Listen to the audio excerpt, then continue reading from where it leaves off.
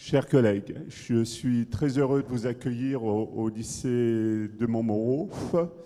Je pense que ce lycée est assez représentatif de l'ensemble de l'enseignement agricole.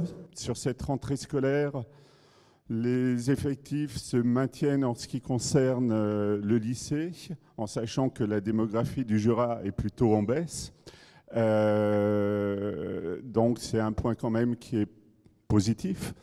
En ce qui concerne l'apprentissage au niveau du CFA, il y a une forte montée des apprentis, puisqu'on passe de 250 à 350 apprentis. En ce qui concerne le lycée, on reste à 470 élèves. Et puis en ce qui concerne la formation adulte, on est en augmentation également, avec plus de 100 000 heures stagiaires. Le thème aujourd'hui est le thème de l'installation. Alors tout simplement pour rappeler que les lycées agricoles, l'installation en agriculture, tout simplement pour rappeler que les lycées agricoles et les établissements agricoles sont partie prenante de l'installation en agriculture. En ce qui concerne Montmoreau, on a 300 apprenants cette année qui sont dans la filière agricole. Il y a 120 élèves sur le bac pro, quand on prend seconde, première, terminale. On a 80 étudiants sur le BTS. Si on prend également pour le bac pro et le BTS, axe l'apprentissage et la formation initiale. Et puis on a 82 BPREA. Voilà. Le lycée de Montmoreau a la chance d'être dans des appellations d'origine qui comptent, et notamment l'appellation comté. On forme donc de nombreux jeunes à la reprise sur les installations de fermes qui produisent du comté, principalement sur le bac pro et le BTS Axe, mais aussi sur le BPREA. Et sur les 82 BPREA, vous verrez, on a 15 stagiaires seulement qui se forment dans le cadre du lait à comté. Le restant des stagiaires se forment par rapport à des agricultures diversifiées qui sont sollicitées, plébiscitées actuellement, c'est-à-dire dans le cadre du maraîchage, des plantes aromatiques et paysans boulangers. Alors, on rejoint toutes les problématiques à l'installation que l'on peut trouver, c'est-à-dire que en ce qui concerne le comté, eh bien, il est difficile de trouver des jeunes pour la reprise, et puis il y a accroissement également du foncier, et il est très difficile de trouver des salariés dans le secteur laitier. On met en place des formations avec la profession pour ça. Et puis en ce qui concerne les adultes qui veulent se reconvertir sur des formations, sur des productions autres, c'est-à-dire plantes aromatiques, viticulture, puisqu'on a aussi de la viticulture, maraîchage et paysans boulangers. Là, il y a plus de difficultés pour eux, c'est de trouver du foncier, même s'ils recherchent 2, 3, 4 hectares ou 5 hectares pour démarrer. Voilà rapidement présenté l'établissement. Bien évidemment, il est important de travailler avec la profession et de travailler sur le territoire. Et pour ça, on aide à la mise en place de tiers-lieux. Il y a un tiers-lieu qui existe à Gigny dans le cadre des paysans boulangers, pour lequel on est partenaire. Et on travaille sur des tiers-lieux à Poligny. Voilà rapidement brossé le portrait de l'établissement. Et je laisse la parole maintenant à la directrice régionale. Merci. Alors, bonjour à toutes et à tous. Merci d'être venus à cette journée traditionnelle, journée de rentrée. Je suis très heureuse de vous voir aujourd'hui en présentiel. L'année dernière, souvenez-vous, c'était mon premier jour d'arrivée, donc d'autant plus ému que cette fois-ci, on se voit en présentiel. L'année dernière étant une journée un peu plus difficile. Comme l'a dit Pierre, le sujet, c'est le renouvellement des générations dans les emplois agricoles et les enjeux pour la formation. Alors tout d'abord, merci aux équipes de du lycée de Montmoreau et de Mancy de nous accueillir aujourd'hui et d'avoir organisé cette journée. Merci aussi à Monsieur le Préfet de nous faire l'honneur d'être parmi nous aujourd'hui. C'est pas habituel et on s'en est expliqué, mais merci d'être présent aujourd'hui et on vous donnera la parole bien volontiers à la fin de la séquence inaugurale. Je voulais aussi saluer la participation des deux représentants du Conseil régional, Madame la vice-présidente, Monsieur le vice-président. Toujours une étroite collaboration avec le Conseil régional dans nos travaux au quotidien. Et merci aussi à Jean-François Chanet, le recteur, d'être présent aujourd'hui. Là aussi, une très riche collaboration entre l'éducation nationale, avec les représentants de l'éducation nationale dans cette région. Et donc, on travaille vraiment presque au quotidien en ce moment ensemble pour renforcer nos liens et puis pour faire en sorte qu'il y ait une meilleure valorisation de l'enseignement agricole et une meilleure connaissance de l'enseignement agricole au sein du service public d'éducation. Alors, je ne vais pas être très longue, mais je voulais quand même rappeler un événement qui s'est produit hier. Alors, il y a eu un concours de circonstances qui fait que, mais c'est cela. Hier, à la demande du ministre de l'Agriculture, se tenait à l'Énil de Mamirol, comme dans 9 autres établissements répartis au niveau national, donc un seul pour Bourgogne-Franche-Comté, mais se tenait une consultation des élèves et des étudiants sur leur vision de la France en 2030. Et cet événement s'inscrit dans les travaux du plan d'investissement pour la France en 2030. Localement, donc, 70 jeunes français et même deux étrangers des Éniles de Mamirol et de Poligny ont pu s'exprimer sur des questions telles que quels sont les grands défis auxquels la France devra faire face dans l'économie des années 30, 2030 bien sûr. Qu'évoquent pour vous les expressions ferme du futur, révolution agricole et comment imaginez-vous le secteur agricole et le secteur para-agricole et le secteur agroalimentaire en 2030. Alors, les débats ont été riches, nourris, les prises de parole ont été nombreuses, et nous avons été marqués par quelques prises de parole de jeunes qui étaient présents et qui éclairent parfaitement les présentations que nous allons avoir ce matin. Et donc, je vais vous en rapporter quelques-uns. Une ambiance peut-être un peu morose, mais quand même quelques signes qu'il faut prendre en compte. Quand il parlait de l'accès au foncier, certains ont dit, même si on est motivé, il faut avoir le courage de s'installer. On est inquiet. Comment on va pouvoir s'installer? Comment on va pouvoir accéder au foncier? Quels seront les projets qui seront acceptés? Sur la question de la transmission, certains ont dit, les petites fermes se font manger. Ce n'est pas nouveau, mais il faut mieux transmettre si on veut que les jeunes restent dans le territoire et s'installent. Par rapport à l'installation, il a été dit qu'il faut encourager les jeunes à aller en apprentissage avant de s'installer ou à avoir des terrains d'entraînement, comme les pépinières d'entreprise. C'est quand même un concept un peu nouveau dans le domaine agricole, mais voilà, pourquoi pas. On veut être mieux accompagnés techniquement et financièrement dans nos projets. Et quand ils ont été interrogés sur leurs rêves, ils ont dit qu'ils souhaitaient qu'il y ait plus d'agriculteurs en 2030. Bon, ça, je ne pense pas que ce sera vraiment le cas, mais nous devons avoir notre place dans la société. Il faut nous reconnaître, nous rémunérer pour notre travail et avoir une meilleure qualité de vie professionnelle et personnelle. Ils ont aussi demandé à ce qu'on développe une communication positive sur l'agriculture. Voilà. Ces paroles ne peuvent pas nous laisser indifférents et nous renvoient à des préoccupations que nous connaissons déjà. 215 000 exploitants pourront faire valoir leur droit à la retraite en 2030. Ça représente 45% de la population agricole en activité en 2016. C'est quand même énorme. On connaît ces chiffres.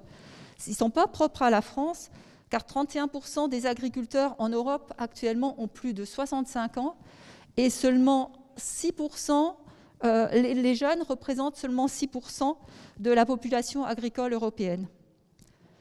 Les enjeux sociaux sont donc majeurs. Le monde agricole est en pleine mutation et depuis 10 ans, on constate que de nouveaux profils d'installés, que ce soit de par leur âge, de par leur pluriactivité ou sous la forme de sociétés apparaissent. On voit aussi une évolution du profil des porteurs de projets. 62% des porteurs de projets ne sont pas d'origine agricole actuellement. Et l'entrepreneuriat féminin se développe, ce qui est plutôt une bonne chose, et on le verra au cours de la matinée aussi. C'est un sujet qui sera abordé. Le métier d'agriculteur devient presque un métier comme un autre et non un métier de carrière. Devenir agriculteur, pour certains, s'inscrit dans un parcours professionnel entre deux autres activités. Et les projets d'installation, après 40 ans, se multiplient. Donc, aussi un phénomène nouveau. Au-delà des enjeux de la transmission des entreprises et de l'accès du foncier, l'enseignement agricole ne doit pas être en reste des réflexions et des évolutions majeures de l'agriculture en France. Il doit non seulement être un acteur des évolutions techniques, sociologiques et économiques, mais il doit aussi contribuer à apporter des réponses aux jeunes générations et aux préoccupations sociétales de ces jeunes générations. Et à la faveur des possibilités offertes par les dispositifs de formation tout au long de la vie, on se rend compte que les projets d'installation ou de travail en agriculture à l'âge adulte se multiplient. La crise sanitaire, les périodes de confinement que nous venons de connaître ont amplifié ce phénomène. Il faut se poser la question sur quels sont les enjeux pour les organismes de formation. Comment les collectivités territoriales peuvent-elles s'emparer de ces réalités et accompagner ces porteurs de projets qui deviennent de plus en plus atypiques, enfin, que nous qualifions de plus en plus d'atypiques. Enfin, la nécessité d'une relève générationnelle pose plusieurs questions. D'une part, comment informer les jeunes, comment informer les familles, mais aussi les prescripteurs d'orientation sur les métiers du secteur agricole et para-agricole. Et l'offre de formation dans la région, et par là aussi renforcer la collaboration qui est déjà très riche, comme je le dis en introduction, entre la DRAF, l'éducation nationale, le rectorat, enfin l'éducation nationale, donc le rectorat, et le conseil régional pour relever ce challenge. D'un côté, on se rend compte qu'on a des emplois qui restent non pourvus. De l'autre, des formations qui ne trouvent pas de preneurs à l'issue du collège. Il nous faut donc penser la communication autrement. Et c'est aussi ce qu'attendent nos jeunes. Une autre question revient à comment permettre aux jeunes de s'insérer dans leur formation et lever les freins à la mobilité et à l'hébergement. C'est un sujet qu'on abordera aussi tout à l'heure. Ou encore, comment accueillir tout le monde ? Quels dispositifs innovants pouvons-nous mobiliser, à l'instar des écoles de production ? Hier, à Mamirol, un jeune a déclaré « L'agriculture est un enjeu commun ». Et j'aimerais bien que c'est sous cet angle-là et via ce prisme-là je vous propose de participer ce matin à nos travaux et aux échanges qui vont avoir lieu lors des différentes tables rondes qu'on a prévues pour vous. Voilà, merci. Et je donne la parole donc à Jean-François Chanet qui va intervenir pour marquer la bonne collaboration justement entre nos deux éducations. Merci. Merci beaucoup. Oui, je pense que ça ne s'inscrit pas dans une tradition, la présence du recteur aux côtés du recteur vert ou de la rectrice verte dans ces circonstances, mais il serait bon que ça le devienne tant il apparaît avec évidence que nous avons en commun, et tout ce que vous venez de dire, Madame la directrice, va dans ce sens. Nous avons une responsabilité commune à l'égard de la jeunesse d'une région qui se trouve être, et qui va rester, ça on peut en être sûr, une des grandes régions agricoles françaises. Cette importance de l'agriculture dans l'activité économique et, disons-le, même si ce mot, il faut le manier avec précaution, dans l'identité de cette région, nous crée un devoir particulier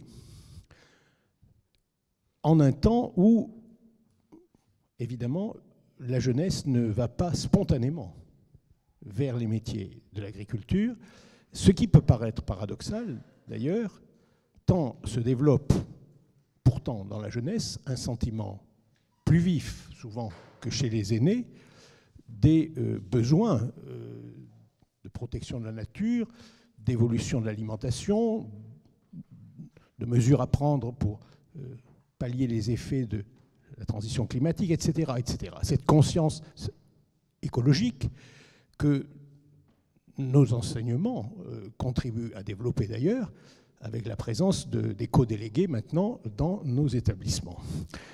Donc pour cet ensemble de raisons, je n'ai eu de cesse, effectivement, depuis mon arrivée à Besançon, de resserrer les liens avec l'enseignement agricole. Ça a pris différentes formes, ça a donné lieu à différents projets qui ont parfois connu des résultats très satisfaisants, comme le projet de campus des métiers des qualifications d'agroéquipement qui est maintenant labellisé. Nous en avons un autre qui le sera, je pense, très vite, dans le secteur bois-forêt, qui est si important pour l'économie de cette région. Mais ces initiatives qui venaient du territoire et pour lesquelles je dois saluer l'esprit de coopération, la confiance qui a régné avec Vincent Favrichon comme avec vous-même, Madame la directrice, tout cela a connu une impulsion nationale et il faut le souligner. Nos ministres, Jean-Michel Blanquer et Julien Denormandie, nous ont fixé une feuille de route qui a été signée en mai dernier. Ils nous ont réunis ensemble quelques jours après, une semaine après, le 18 mai dernier. Et nous nous sommes aussitôt mis à la tâche, nous avions d'ailleurs déjà commencé, pour adapter cette feuille de route à notre région académique. Et il faut ici remercier beaucoup Marc Schill et Jean-Luc Rossignol, le secrétaire général de la région académique, qui ont inlassablement travaillé à adapter la convention qui nous liait déjà, car nous avions précédé cette feuille de route par une convention dès 2019. Et nous sommes aujourd'hui en situation de signer, je l'espère très vite, le plus tôt possible, avec l'Académie de Dijon, cet avenant à la convention de 2019. Elle a deux axes principaux, cette convention, cet avenant. Le premier nous appelle à partager, à mutualiser la mise en œuvre des politiques publiques entre les autorités académiques de Bourgogne-Franche-Comté en développant des actions de communication communes, des synergies permettant une meilleure connaissance des établissements relevant de l'éducation nationale et de l'enseignement agricole.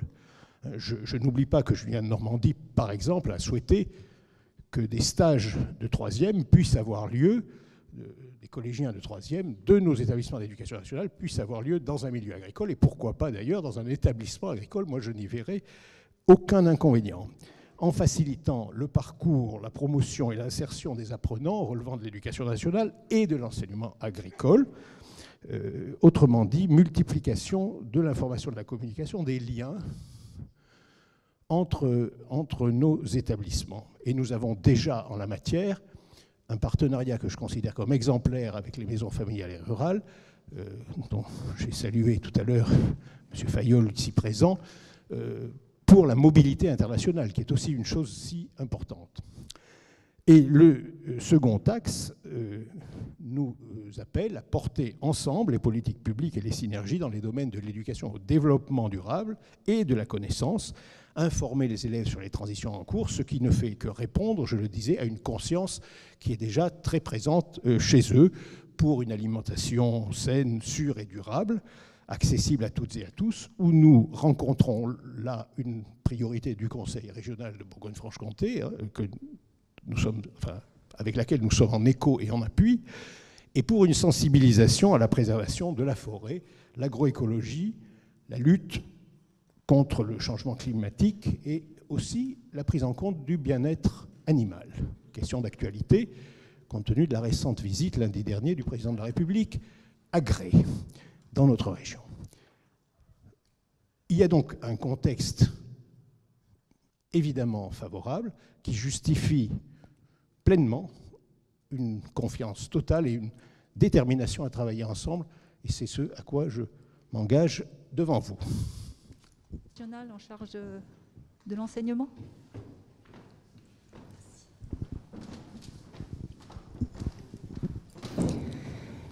Mesdames et messieurs, permettez-moi de vous saluer en vos grades et qualités.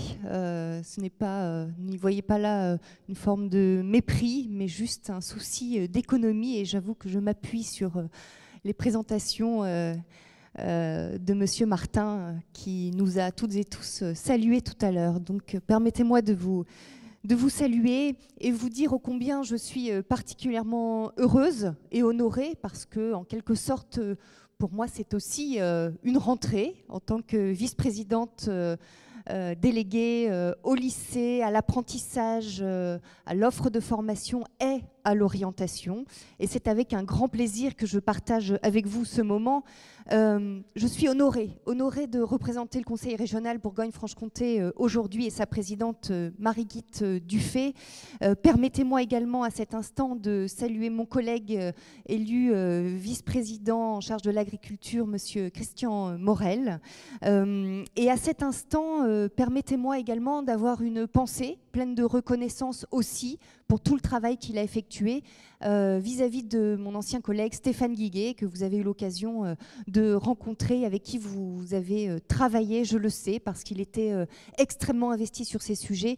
Et c'est avec beaucoup d'humilité, mais également de reconnaissance que je prends le relais de cette très belle vice-présidence qui finalement, une très belle vice-présidence qui a au cœur de l'action que nous portons à l'échelle de la région, celle qui rejoint la vôtre, à savoir accompagner, à savoir former, à savoir créer les conditions d'émancipation via la formation, via des expériences professionnelles, via l'acquisition et le développement des savoir-être et des savoir-faire, pour que chacune des jeunes femmes, des femmes, chacun des jeunes hommes, des hommes qui viennent dans vos établissements, eh bien, puissent en bénéficier. Et ce, dans un contexte, cela a été dit, ce, dans un contexte finalement unique. On sort d'un an et demi de confinement, un an et demi où nous avons découvert la vie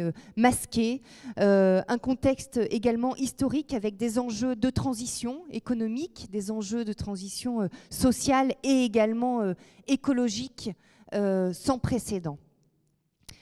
Et je vais y revenir. Je pense à cet instant, à cette phrase finalement que je voulais partager avec vous de Kofi Annan, qui disait que nous étions en quelque sorte des héritiers sans héritage.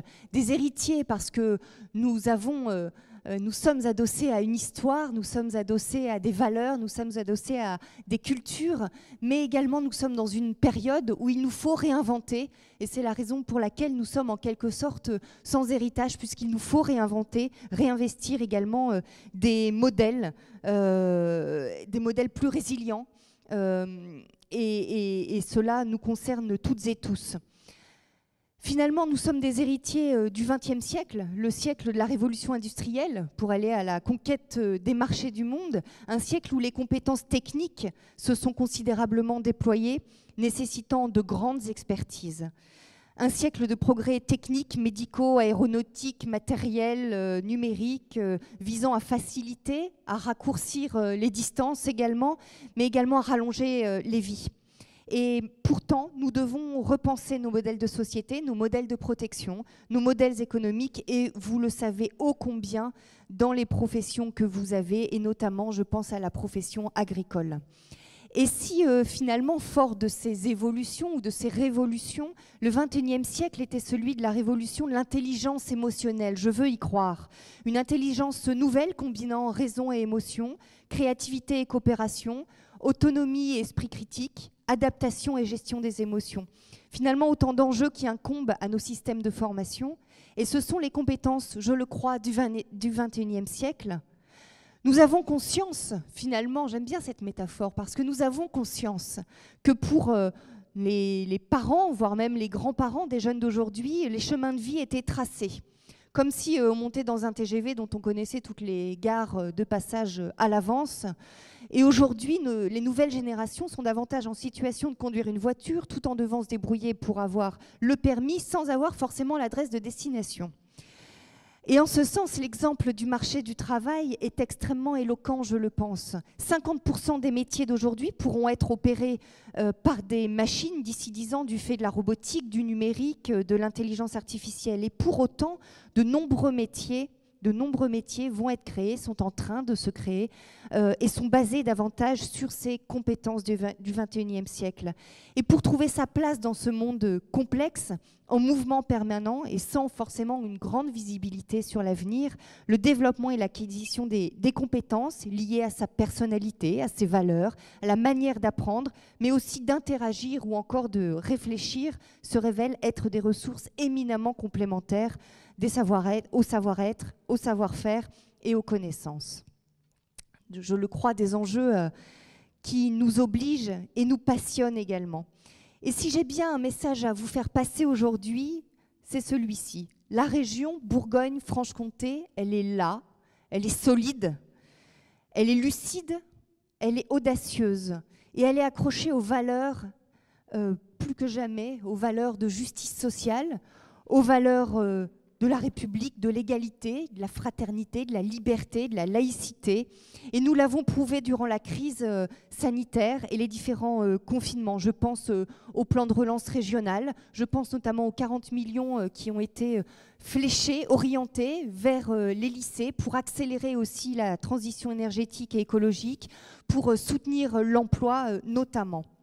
Permettez-moi à cet endroit de remercier d'ailleurs les services du Conseil régional pour leur implication, leur professionnalisme, et je sais que vous le savez aussi, vous pouvez compter sur eux, vous pouvez compter sur nous. Le rôle de la région, il est prépondérant parce que chaque compétence, chaque action du Conseil régional impacte la vie d'aujourd'hui et de demain de près de 100 000 lycéens en Bourgogne-Franche-Comté. Quand on investit dans les lycées pour sécuriser et rendre accessibles les bâtiments, c'est ce que nous faisons. Quand nous rénovons les bâtiments pour réduire la facture énergétique et l'empreinte carbone aussi, et dans le même temps pour créer de bonnes conditions de travail pour les enseignants et donner aussi envie d'apprendre dans de bonnes conditions pour nos élèves. Je crois que cela est également quelque chose qui nous anime. On assure également la maintenance du parc composé de 40 000 équipements numériques. Quand on met également en place une tarification sociale, quand on lutte contre le décrochage scolaire, quand on finance des équipements pédagogiques, quand on permet la gratuité des manuels, des transports, quand on aide les familles aussi qui en ont le plus besoin, parce qu'il n'est pas acceptable, permettez-moi de le dire comme cela, il n'est pas acceptable aujourd'hui que des élèves n'aient pas accès et se refusent d'aller, pour des raisons économiques, manger à la restauration scolaire, parce qu'il n'est pas acceptable que des élèves n'aient pas d'ordinateur. Voilà pourquoi nous avons mis en place, nous avons financé, en lien avec le FSE, 6 000 ordinateurs portables aujourd'hui qui sont prêtés aux lycéens qui n'en ont pas. Nous respectons et nous valorisons le travail des 3000 agents des lycées œuvrant chaque jour pour nos jeunes et qu'ils en soient sincèrement remerciés. Et puis également, je voudrais le dire parce que cette méthode de travail, elle est extrêmement importante pour nous, régions, à savoir travailler en collaboration, en proximité, avec les chefs d'établissement, avec les gestionnaires des lycées pour coordonner les actions incombant à la région. Et puis également, permettez-moi de remercier ici monsieur le recteur d'académie, avec qui nous travaillons également en très bonne intelligence, en confiance, et je voudrais vous remercier. Vous le savez, les actions de la région en la matière dépasse mes mots. L'attachement que la région accorde à l'accompagnement du monde agricole qui fait face à de nombreux défis, vous en avez parlé, Madame la directrice, est fort.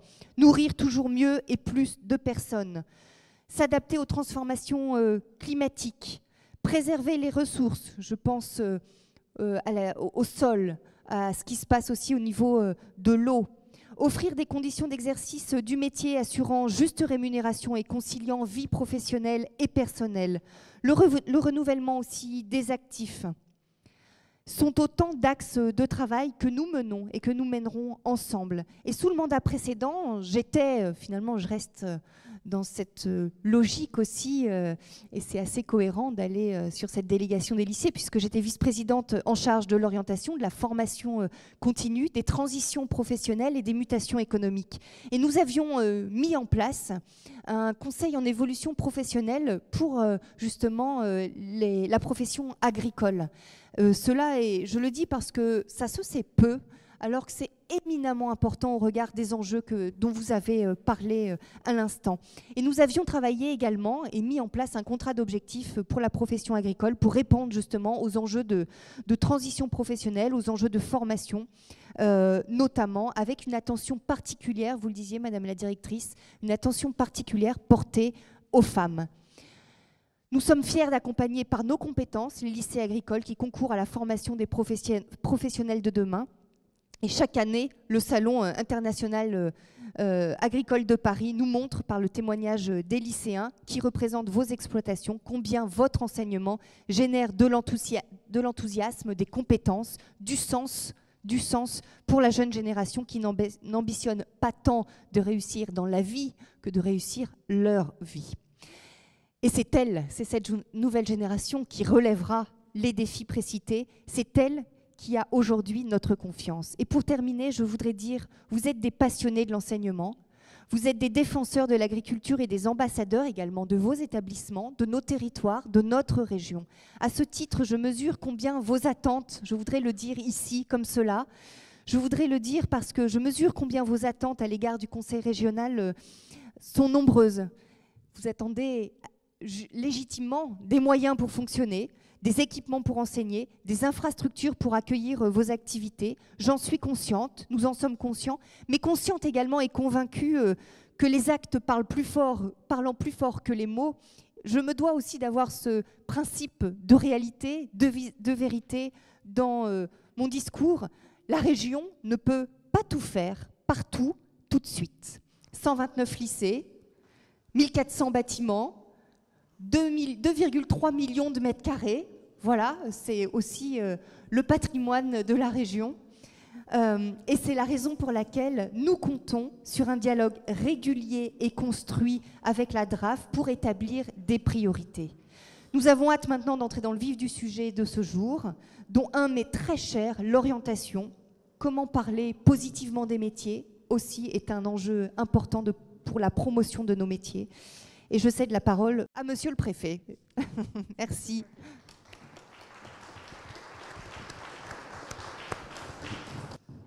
Bonjour à tous, Monsieur le Recteur, Madame la Directrice régionale, je salue Madame la Vice-présidente chargée de la formation et Monsieur le Vice-président chargé de l'agriculture, Monsieur l'inspecteur d'académie, Monsieur le proviseur, les représentants aussi de la profession agricole, de la Chambre régionale et je l'imagine départementale qui sont présents dans la salle. Voilà, je vous remercie pour cette invitation à laquelle effectivement je suis sensible et à laquelle j'ai tenu à répondre positivement. C'est effectivement assez inhabituel, mais en fait ça m'a paru naturel au regard de la situation qui est celle du Jura et des préoccupations qui sont les miennes en tant que préfet du Jura au bout d'un peu plus d'un an. Et sans être trop long, je vais simplement vous dire que c'est vraiment au carrefour de mes préoccupations actuelles où je m'efforce de travailler au-delà des urgences, du sanitaire, du quotidien, de tout ce qu'on a à faire, sur quelques sujets que j'estime transformants pour le territoire. D'abord, j'ai un fort attachement pour la profession agricole, pour l'agriculture, pour ses métiers. Les représentants de la profession le savent. Et en même temps, il y a des défis très forts pour le territoire qui viennent rencontrer les sujets de ce matin. Je vais en citer 3, et c'est vraiment pour moi 3 gros sujets de la rentrée. La question de la gestion de l'eau. J'ai installé la semaine passée un comité départemental de l'eau, parce que j'en ai un peu marre qu'on réduise le sujet à la question des prélèvements du milieu agricole dans les milieux naturels. Je pense que c'est une question un peu plus compliquée que ce raccourci que j'entends trop souvent au moment de la période estivale. Maintenant, je veux qu'effectivement on arrête un peu cet agribashing dont souffrent effectivement les agriculteurs pour qu'on objective les données, pour qu'on regarde la situation territoire par territoire et puis qu'on puisse sur le plan quantitatif, qualitatif, mettre en place de vraies politiques publiques fondées sur des données données, sur des datas, et prendre des décisions fondées sur la raison, plus que sur l'émotion ou un sentiment. Voilà, donc on a installé ce comité départemental de l'eau, c'est vraiment important, on a un plan d'action derrière qui s'ensuit. Et ça rejoint évidemment la question pour l'agriculture, parce qu'elle existe, bien sûr, de la pratique, des usages, de la relation avec le milieu, la question des zones humides, de la relation avec l'environnement, tout autant de sujets qui probablement occupent une part importante, ou ont vocation, en tous les cas, occuper une part importante des structures de formation. Cette question du rapport avec l'environnement, de la question de l'usage de la ressource, parce que pour le coup, en allant quand même dans un certain nombre d'exploitations, je mesure à quel point la question du changement climatique non seulement impacte, mais inquiète la profession agricole, et parfois de façon existentielle. Et je vais au moins citer une filière parmi d'autres, mais c'est la filière qui en ce moment souffre le plus, c'est la filière viticole. On peut parler d'inquiétude existentielle sur la filière viticole dans le Jura. Je le dis sans dramatiser, c'est la stricte réalité. L'enchaînement du gel et des événements climatiques, en particulier les inondations pour ce qui concerne cette année, aujourd'hui font peser une vraie menace sur le modèle viticole jurassien. C'est un fait. Et comment on s'y adapte? Qu'est-ce qu'on fait? Quelles sont les pratiques à mettre en place? Il y a certainement des pratiques à faire évoluer, mais pas seulement. C'est des vraies questions et vous avez toute votre place pour y répondre. Deuxième sujet qui, pour moi, est vraiment très très important pour la rentrée, mais en réalité pour les années à venir, c'est capitaliser sur l'excellence en matière de formation professionnelle dans le département. Bon, c'est un département qui est un grand département de formation professionnelle avec des lycées d'exception reconnus au plan national, dans le domaine agricole aussi, avec monsieur le recteur, avec la région. Nous souhaitons aussi avoir un regard au niveau départemental, très opérationnel, sur comment est-ce qu'on peut faire évoluer. D'abord, comment on peut valoriser ces formations, ces métiers manuels, comment est-ce qu'effectivement on peut revaloriser, comme on dit, ces métiers, puis aussi quelles décisions concrètes, le cas échéant, plus tard, à quel rythme, avec quelle réactivité, on peut adapter notre outil de formation aux besoins qui sont exprimés non seulement par les filières, mais par les jeunes et les moins jeunes. Gros enjeu sur les adultes, vous le savez bien. Donc je remercie particulièrement monsieur le recteur et vraiment très très sincèrement et la région pour le travail qui pourrait être conduit avec sur cette base-là. Enfin, troisième priorité pour moi, toujours le même point de vue, hein, c'est des sujets de rentrée mais des sujets de long terme qui me dépassent, hein, qui seront j'espère ceux de mes successeurs aussi, parce que ce n'est pas des sujets qui vont se régler en 2 ans. La filière forêt-bois, voilà, la moitié du territoire est couvert par la forêt, la moitié de cette forêt est une forêt publique, on a une responsabilité, il y a un enjeu bien au-delà de l'enjeu économique ou touristique, qui d'ailleurs ne m'intéresse pas beaucoup, l'enjeu touristique, mais il y a un enjeu effectivement de filière, il y a un enjeu paysager, il y a un enjeu de développement durable, il y a presque un enjeu identitaire dans le département, tant l'attachement à la forêt est profond et fort. Et donc sur ces questions, là aussi j'ai installé une instance départementale en complément de ce qui se fait en région pour développer un plan d'action qu'évidemment je ne vais pas vous détailler ici. Mais j'en reviens au séminaire et vous voyez que sur ces 3 sujets, on est au carrefour quand même de questions que vous attaquez, enfin, auxquelles vous êtes soumis dans vos établissements. Donc, dire par là que c'est important pour moi d'être là ce matin. J'en reviens quand même à ce séminaire et je vais me saisir, y compris de mon petit vadémécum qui contient les paroles de Julien de Normandie. Parce que, bon, sur ces questions de formation, effectivement, je me rends compte que vous avez d'immenses défis à relever, qui sont ceux de la France, de la Bourgogne-Franche-Comté, qui sont ceux du Jura, qui sont ceux de l'agriculture. Alors, il est un peu fastidieux de les énumérer, mais ils sont impressionnants. Je ne vais pas dire que je comprends les inquiétudes des jeunes, parce que justement, je ne veux pas que je sois... Enfin, on n'a pas du tout intérêt à avoir un discours dramatisant. Il faut qu'on leur montre aussi des perspectives, l'avenir, que ça va bien se passer. Mais enfin, l'adaptation au changement climatique, les agriculteurs, ils sont les premiers sensibles. Ils sont peut-être les premiers à être bâchés, mais enfin, les premières vigies, les premiers qui jouent leur existence, leurs revenus, qui s'en inquiètent, c'est quand même bien les agriculteurs, parce que pour le coup, eux, ça conditionne leur vie et ce qu'ils ont demain comme perspective. Immense chantier que cette adaptation au changement climatique dans toutes ses dimensions, et je ne reviens pas sur le sujet de l'eau. La transition agroécologique qui va ailleurs, l'évolution des pratiques alimentaires, les attentes de nos concitoyens sur les circuits locaux, le bio, le flexitarien, le végétarien. Bon, donc une compréhension maintenant qu'il faut avoir de ces évolutions sociétales très fortes qui interrogent les modèles économiques. Donc on voit qu'on est au-delà des aspects techniques qui peut-être étaient formés le cœur du corpus de formation. Les questions de bien-être animal qui reviennent partout, qui suscitent des interrogations, comment faire. Les agriculteurs sont très challengés là-dessus, ils ne comprennent pas toujours pourquoi on va les chercher sur tel ou tel sujet, alors que dans la ferme, ils vous font la démonstration qui est convaincante que le bien-être animal est au rendez-vous. Et que, je ne sais pas moi, la traite par des robots, par exemple, n'est pas un gros mot et préserve le bien-être animal. Il faut avoir le courage de le dire en fonction de la façon dont c'est fait. Mais ce n'est pas toujours compris ni perçu. Les enjeux sanitaires, très forts, là aussi. En ce moment, on sait qu'on a cette préoccupation sur l'influenza aviaire. On n'est pas tout à fait à l'abri, on n'est jamais à l'abri de ces sujets. Et puis, au milieu de tout ça, il faut faire mieux, donc, beaucoup mieux. Il faut s'adapter en permanence dans des contextes difficiles. Et on demande aussi à nos agriculteurs de nourrir la nation. Rien de moins. Nourrir la nation. Et c'est effectivement l'ambition qu'on doit avoir. Donc comment est-ce qu'on fait? Effectivement, on s'adapte à tout cela, ce changement sociétal, climatique, ces attentes multiples de la société. Et en même temps, bien entendu, il faut nourrir la nation parce que sinon, on importe massivement. Et c'est ce qu'on fait. On importe massivement. On importe massivement, que ce soit dans le bio, que ce soit dans les filières viande, etc., etc. Donc il faut aussi là poser des constats clairs. Comment on fait pour nourrir le peuple français et en même temps répondre à cette attente de la société. C'est pas forcément trivial.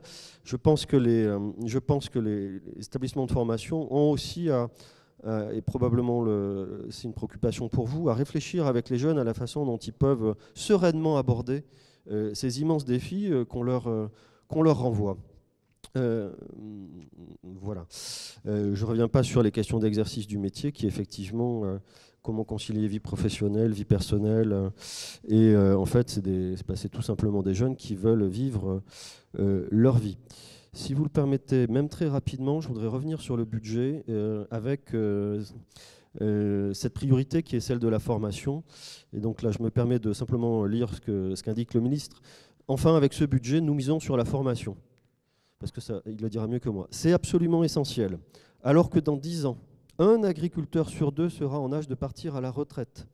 Notre agriculture fait face à un enjeu de taille, le renouvellement des générations. Le défi est colossal, car c'est bien de la pérennité de notre modèle agricole dont il est question. La France doit avant tout faire preuve d'une ambition progressiste pour accompagner les futurs agriculteurs et susciter les vocations. Il en est question ce matin. Ce doit être un objectif permanent, car une agriculture souveraine, c'est aussi une agriculture qui sait attirer les talents et les former aux défis qui les attendent. Et il s'ensuit dans le projet de loi de finances, mais je ne me permettrai pas de vous tympaniser avec tout cela, un certain nombre de mesures qui sont quand même des mesures fortes sur les bourses d'études, sur les critères sociaux, sur l'enseignement technique agricole avec des augmentations budgétaires, des crédits dédiés aux actions d'appui à l'enseignement technique agricole, renouveler son système d'information, l'accueil des élèves en situation de handicap, dont on parlera peut-être pas ce matin, mais qui est une vraie problématique en matière d'école inclusive, le Grenelle de l'éducation, qui impacte dûment les établissements agricoles. Autant de sujets qui sont portés. Voilà, je devais vous parler du plan Un jeune, une solution, on en était convenu, mais je ne vais peut-être pas le faire parce qu'en réalité, on est aux marges, je pense, de vos attentes. Enfin, ce plan Un jeune, une solution, il fonctionne même très bien. Le chômage des jeunes n'a jamais été aussi faible en réalité dans le pays. C'est une vraie différence avec la crise qu'on avait connue il y a 10 ans. L'apprentissage fonctionne à plein. Je pense qu'il y a quand même maintenant un vent nouveau. Et c'est rassurant quelque part parce que ça montre quelque chose sur la façon dont ces filières professionnelles sont perçues. L'apprentissage n'a jamais autant fonctionné pour les employeurs qui ont compris que c'était la voie préférentielle de recrutement et puis pour les jeunes qui, je crois, changent, peut-être que leurs parents, peut-être que certains d'acteurs aussi changent de regard sur ce sujet. Mais je ne serai pas plus long là-dessus. Et en conclusion, je veux simplement exprimer 3 convictions pour ne pas être trop long et vous permettre d'avoir les bons échanges qui sont ceux qui comptent dans les tables rondes. 3 convictions. La première, quand même, c'est une conviction, c'est je suis confiant. Voilà, j'entends les inquiétudes, mais je suis confiant sur notre capacité collective à anticiper. C'est quand même, par contre, c'est quand même une clé qu'on anticipe et qu'on identifie bien ces défis dans le détail et à agir quand même avec beaucoup de réactivité face à des évolutions très rapide. Je ne reviens pas sur le changement climatique, mais très très très rapide. Et quelles réponses on peut apporter sur ces sujets. La deuxième conviction, c'est que la question du recrutement et de l'attractivité des métiers, comme on dit, elle n'est pas du tout insoluble. On la rencontre dans tous les métiers manuels. C'est un des gros enjeux qu'on rencontre sur la formation professionnelle. On était hier avec monsieur l'inspecteur d'académie au lycée du Mittal à Saint-Amour, inutile de vous dire. Partout, on rencontre cela. Et en même temps, je suis plein d'optimisme parce que c'est des beaux métiers. Et oui, il faut changer le regard, mais j'ai l'impression que c'est en train de venir et que la solution, quelque part, nous appartient à nous collectivement. C'est-à-dire que finalement, on a la solution aux problèmes que l'on pose collectivement. L'État, dans toutes ses dimensions, les collectivités locales, les acteurs qui peuvent contribuer à changer le regard sur ces filières pour attirer aussi de nouveaux publics plus féminins ou en reconversion. Et ça a été bien dit, l'agriculture est marquée par ce renouvellement des publics qui est une donnée fondamentale. Troisième conviction, c'est qu'il n'y a pas de solution solitaire. C'est évident de le dire, mais le travail en silo n'apportera pas de réponse. Et donc c'est ce travail en équipe, mêlant les différentes administrations, l'État, les collectivités locales, ce qu'on appelle les parties prenantes au sens large, en l'occurrence le monde agricole dans toutes ses dimensions, qui permettra de trouver des réponses aux défis qui nous sont posés. C'est ce que vous faites ce matin. Et donc je trouve que ce séminaire dont je découvre l'existence, qui est ancienne pourtant, est exemplaire.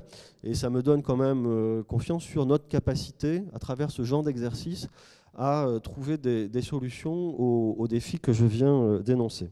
Voilà, donc en conclusion, c'est un vrai message de confiance parce que, objectivement, ce n'est pas dans un département, celui qui vous accueille aujourd'hui, qui est celui du Jura, où on a quand même des filières fortes et qui tirent leur épingle du jeu, qu'on peut se permettre de baisser les bras, et notamment pas dans un bel établissement comme celui-ci, qui a construit un modèle hybride très, très performant. Merci à tous. Bonjour à tous. Je serai brève pour pouvoir laisser la place aux tables rondes et aux échanges avec les différents intervenants qui attendent impatiemment sur les fauteuils.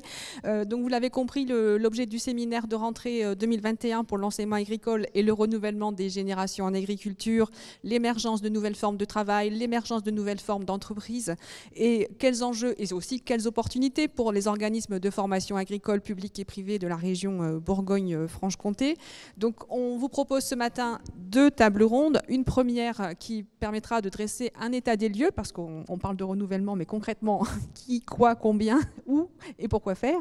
Donc un état des lieux de la situation en région Bourgogne-Franche-Comté, depuis des données statistiques sur le renouvellement des exploitants, mais également des problématiques qui sont un peu éloignées de la formation, mais qui comptent, telles que la libération du foncier, de par ce renouvellement des exploitants.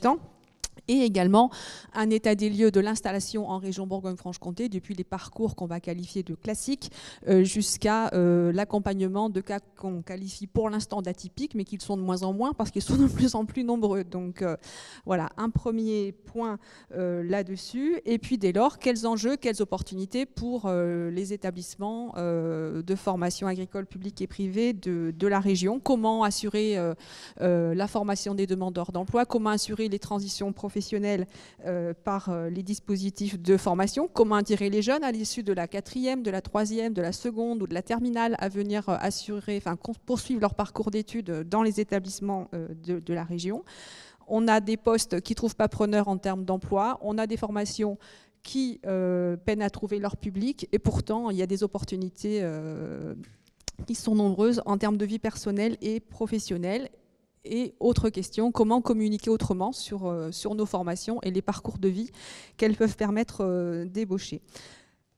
Ensuite, dans cette deuxième table ronde également, entrer en formation, c'est bien, mais encore faut-il y rester. Donc vous êtes nombreux dans l'auditoire à avoir un tas d'exemples sur des jeunes, moins jeunes, qui ont dû abandonner des formations pour des problématiques de mobilité, des problématiques d'hébergement, et également des jeunes qui sont atypiques et qui ne trouvent pas leur place dans les formats classiques que sont la formation initiale scolaire, que sont l'apprentissage, et qui peuvent trouver des solutions dans des dispositifs originaux tels que les écoles de production. Donc 2 tables rondes ce matin.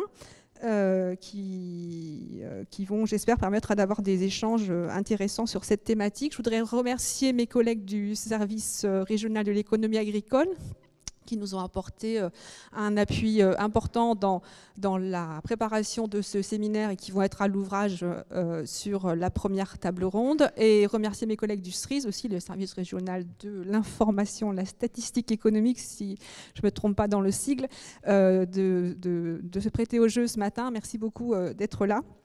Et à charge de revanche, comme je l'ai dit tout à l'heure également à Florent. Remercier l'équipe du SRFD qui a largement contribué au montage de ce séminaire et remercier les équipes de Montmoreau pour leur accueil et celles de Mancy qui également ont participé à l'élaboration de ce programme parce que vous savez, à l'issue de ce temps en plénière et du déjeuner, donc 2 visites vous sont proposées pour ceux qui peuvent rester parmi nous. Une visite de l'exploitation agricole du lycée de Montmoreau, donc de l'autre côté de la rue, et puis pour d'autres, la visite du centre équestre de Mancy, 2 réalités de nos établissements. Voilà, je ne serai pas plus longue, je vais laisser la place aux intervenants de la première table ronde.